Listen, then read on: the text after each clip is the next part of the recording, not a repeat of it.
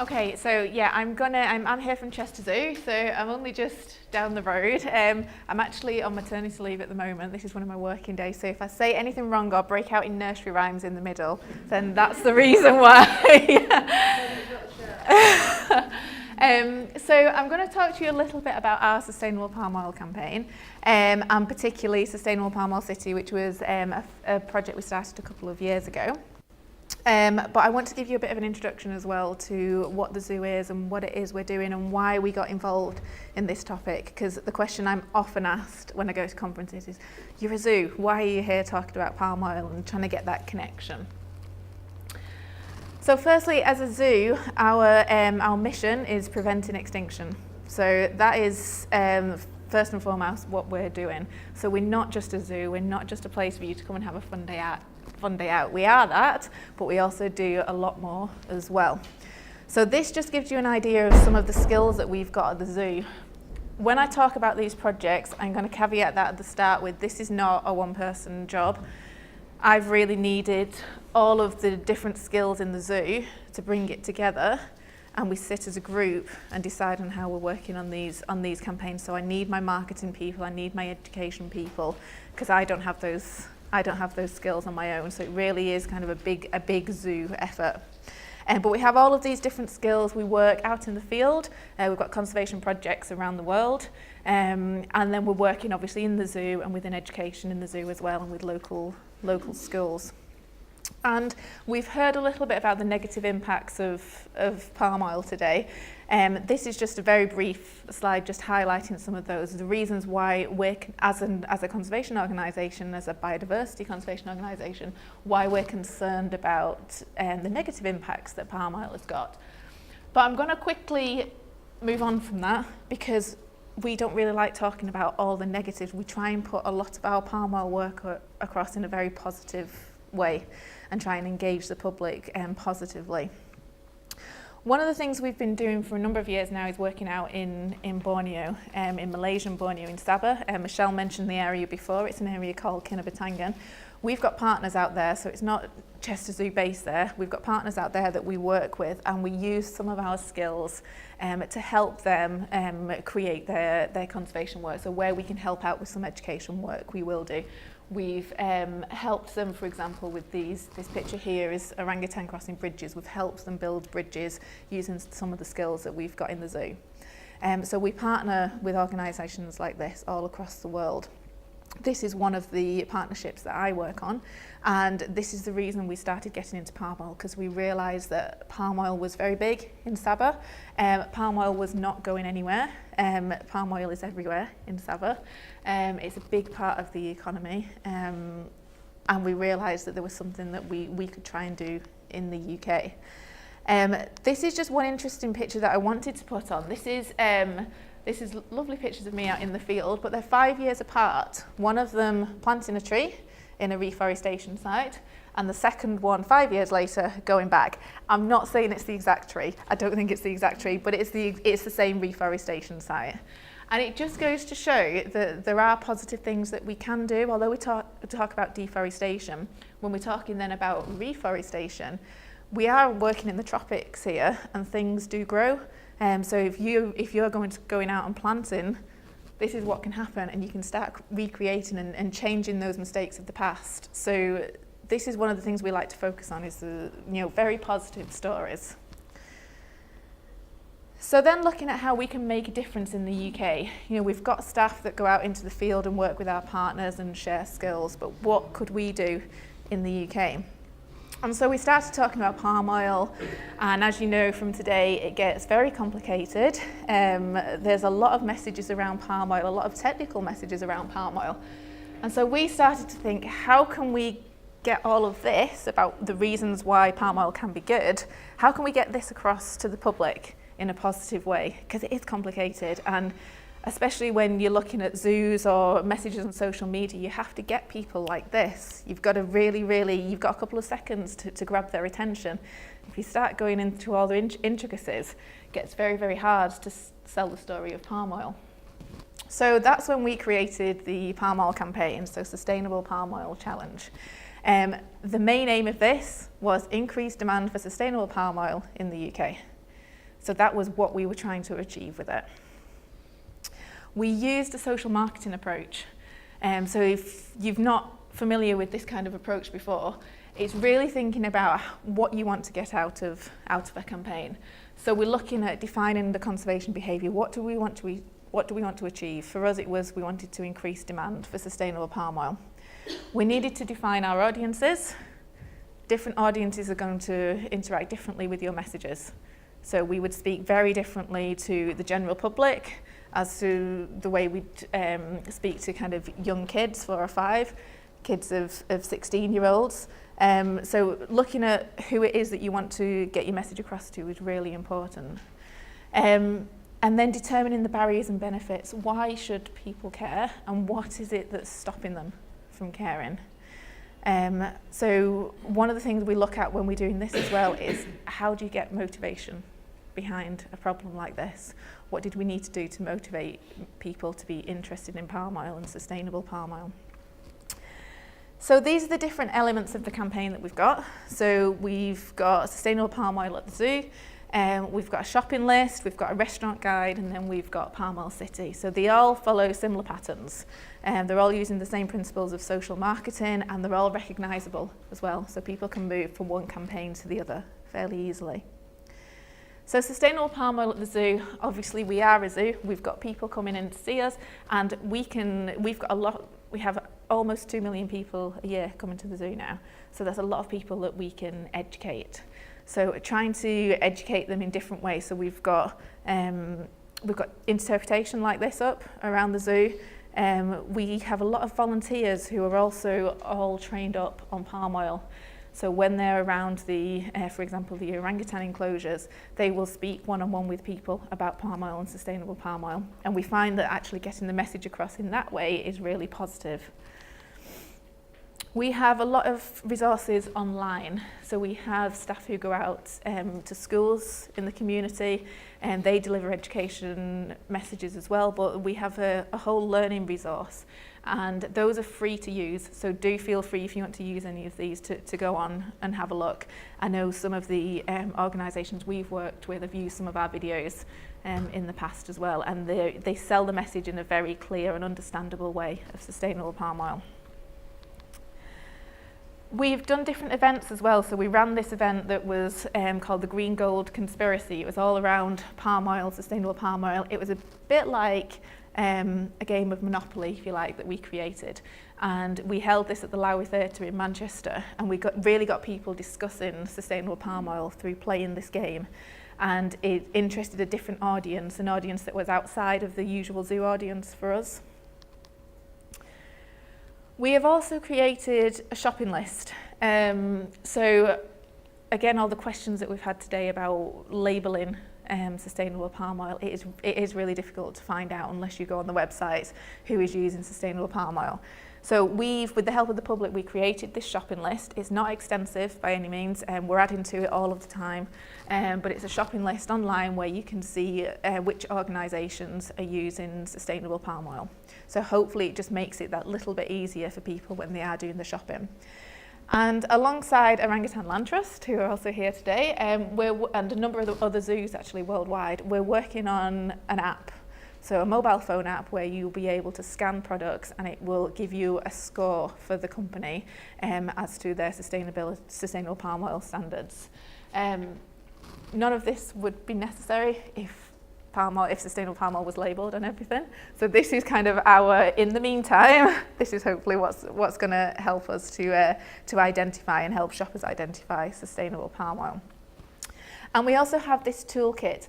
We actually created this on the back of our catering staff looking at sustainable palm oil use in the restaurants. And we realised it was a very complicated process for them to go back to their suppliers to find out who was certified, who wasn't, what questions should we ask, and it was a big learning curve for us. So we created this toolkit and we thought, why don't we just share it? So we shared it with other zoos to start with, and then we thought, hang on a second, this is just like other restaurants could use this in the same way as we have. So we created it and put it freely available on our website. So this is all about enabling action, giving people the tools to be able to do something. But we kind of found after this one that although it was there, people weren't really using it. They still didn't have the motivation to go out and use the toolkit. Just the interest hadn't quite sparked. We started looking then at the UK commitments and where the UK was up to. So we've worked with Ethica on the UK Roundtable and the different organisations there, looking at getting that increase of sustainable palm oil coming into the UK. And you can see from the graph, now this was back in 2015, but there has been a massive increase in the amount of sustainable palm oil coming into the country. But we started looking at this and thinking, what part of this can we help with? And from all the conversations we had with Ethica and RSPO, it was the hospitality sector that was coming out as the one area that really needed a push, needed some work. So we did our first piece of research around Chester restaurants. It was just a very quick survey. We used SurveyMonkey and we went out into Chester as well, speaking to all of the different restaurants, finding out about their knowledge of palm oil. What actually came out from this was that 80% of the restaurants that we spoke to had no knowledge of palm oil as an environmental issue. Now this was back in 2015. It'd be very different if we did it today, but back in 2015, 80% had no knowledge of palm oil as an environmental issue. But 60% of them were willing to engage with us if it was a project based around Chester and the Chester community. So that straight away showed us that we had some motivation there. There was some motivation around community work and pride in a community. So that's when we developed Sustainable Palm Oil City. So the idea of this was to bring the community together and together as a community go forward supporting sustainable palm oil. So we wanted to make Chester the world's first Sustainable Palm Oil City. We actually joined forces as well with Sumatran Orangutan Society, Orangutan Land Trust, and then one of the restaurants there, Chez Jules. We wanted this to be a partnership. We didn't want it just to be Chester Zoo talking about sustainable palm oil. We wanted to be able to say, this is a collaboration and this is what a lot of other organisations are also asking you to do. So we also linked up with these organisations as well, just to make sure that we're on the right track and we were doing everything properly. So RSPO, Ethica all had a part to play in this. So the premise behind Sustainable Palm Oil City, we used a model called Sustainable Fish Cities, which had already been launched in London by an organisation called Sustain. So we worked with them. So it was a tried and tested model. What we're asking restaurants, cafes, hotel owners, businesses in the city to do is start to look at their procurement. This is not about those individual restaurants and cafes becoming certified. This is more about the public demand and getting them to look at their own suppliers and see if their own suppliers are certified. So it's a very different level to what Andy had been talking about. So first step is we wanted people to make a pledge, and they could do that on our website. Then we were asking them to make one change. Now the reason we did this is because the first few restaurants we started speaking to just found it was too big an issue to deal with, and it was something that they felt they didn't have time for. But if we gradually worked with them through it, then they would be more open to making the changes. So we suggested make one change and we can start getting you in the system. So if it's change one product, one supplier, just do something little and you're on the way. And then we wanted people to tell everyone about it. We wanted to make it public. The reason we wanted this to be done is, firstly, we're not auditors, so it was about the organisation taking responsibility for their own suppliers. It wasn't something that we were going to do. But also to get that community feeling around it. As soon as one person starts it, they could get the next restaurant and then the next restaurant and then the next restaurant. So it's almost making things a social norm that we wanted everyone in Chester to agree that sustainable palm oil was the way to go. So at that stage, we said we can now be declared as a sustainable palm oil champion. And then we're asking people to get gold stars. So that's when we're saying, right, go that next step further. Go through all of your suppliers and repeat the audit every year so that you know that if your suppliers are changing, that you are comfortable with the fact that they are still making sure they're getting sustainable palm oil. So what we did what we weren't expecting is 100% of restaurants and cafes in Chester to be sustainable. So we set our own targets, again based on the Sustainable Fish Cities premise. So this is what we're looking for. We're looking for a system of 5 different stars, 25 restaurants, 5 workplaces, 2 out of 5 of the following, so schools, universities, hospitals, 3 visitor attractions or leisure facilities, and 3 manufacturers or retailers based in the city. So these were our KPIs for what we wanted to achieve. And we realised as well that we needed to support our champions. So we needed to give them that step-by-step process. We've actually now recruited a Sustainable Palm Oil City project officer to purely go out to restaurants and help them through this process because it was taking up a lot of time. But we've got all of the resources on our website. We created a Facebook group so that experts could be on there and they could talk to each other. It was a closed Facebook group, but it was an opportunity for people to go and ask a question to an expert and get that information back. We've had networking events and talks where we've got the community together. And one of the things that I found the funniest was window stickers. Every single restaurant asked us about a window sticker. We couldn't believe the amount of people that were asking independently. They just wanted that. They wanted something in their window. They wanted to show that they were part of this movement. So we created a window sticker and we gave them window stickers when they were champions, and it was as simple as that. And you're starting to see these window stickers now popping up around Chester, and people are kind of going, oh, they've got one, I think I want one. And so it creates that social norm and that motivation to get involved. So far we've had 4 networking events. We've got networks of over 200, 126 toolkit downloads, 275 individual pledges, and then there's a list there with the champions completed so far. We've also got 41 companies going through the process, and we hope to have achieved our targets by March this year, and we're almost there. And then we can declare ourselves as Sustainable Palm Oil City, the first Sustainable Palm Oil City, and we're also hoping it's going to go further, and we're trying to get other cities involved. Judith mentioned as well the Westminster event. So this kind of came off the back of the start of the Sustainable Palm Oil City project when we realised that we could take this to a national level. And actually, although we're asking people in the city to check their supply chain, what we really wanted was the suppliers above them to be certified. So we joined forces with Judith at Ethica and RSPO. We held the Westminster event. And this was brilliant. This was a really good opportunity. We were already speaking to Chester University, and they got TUCO to come down to the Westminster event. So it was kind of stepping it up to that national level to try and get that RSPO certification through. So this was a brilliant event for us, and we definitely made a lot of contacts there. And what we decided then was that we're going to push this out further, so we want other cities to get involved. So we have now got another city who will be launching early this year that they want to be the next city to be a sustainable palm oil city, which is brilliant. One of the important things as well is celebrating the success along every step, just to keep that motivation.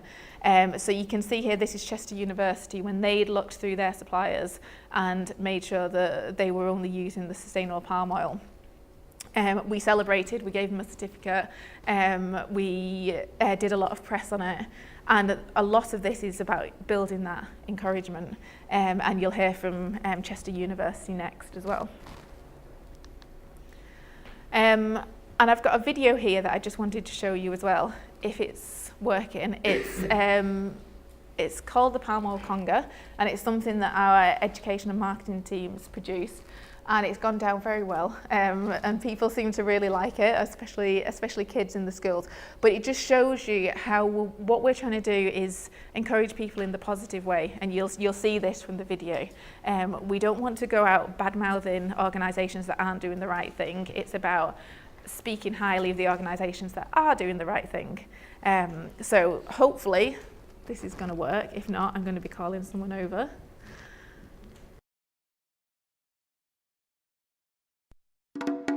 In the deepest, darkest jungles of Sumatra and Borneo, high up in the oil palm tree, a magical fruit grows. It makes a tasty pizza then washes all the plates. It fuels our cars and chocolate bars and ice cream cones and cakes. Hey-oh, hey-oh, hey-oh, we're gonna sing a song. Way-oh, way-oh, way-oh, and do the palm oil conga. Way-oh, way-oh, way-oh, so won't you come along? Be sustainable, read the label and do the palm oil conga.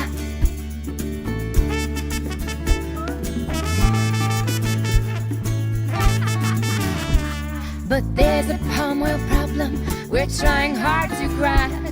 Mass deforestation, and we're going to fight back.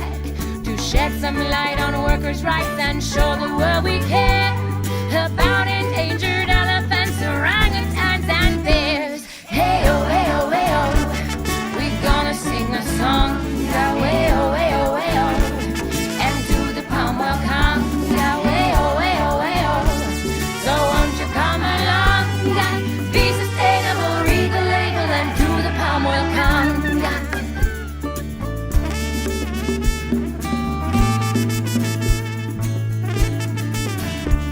Now there's a special something we really wanna be, the first sustainable palm oil city the world has ever seen. And if we stand together, then our message will be strong. We have a voice, we have a choice, and it's sustainable palm. Hey-oh, hey-oh, hey-oh, we're gonna sing a song. Way-oh, way-oh, way-oh, and do the palm oil conga. Way-oh, way-oh, way-oh, so won't you come along? Be sustainable, read the label and do the palm oil conga. Hey-oh, hey-oh, hey-oh, we're gonna sing a song. Way-oh, way-oh, way-oh, and do the palm oil conga. Way-oh, way-oh, way-oh, so won't you come along? Be sustainable, read the label and do the palm oil conga.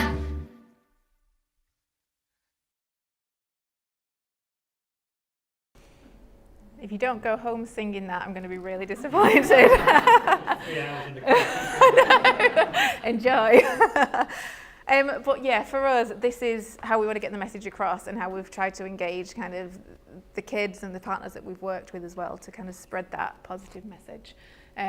So that was the end anyway. So if anyone's got any questions, I'm happy to answer them or come and chat to me at the end. Okay, thank you.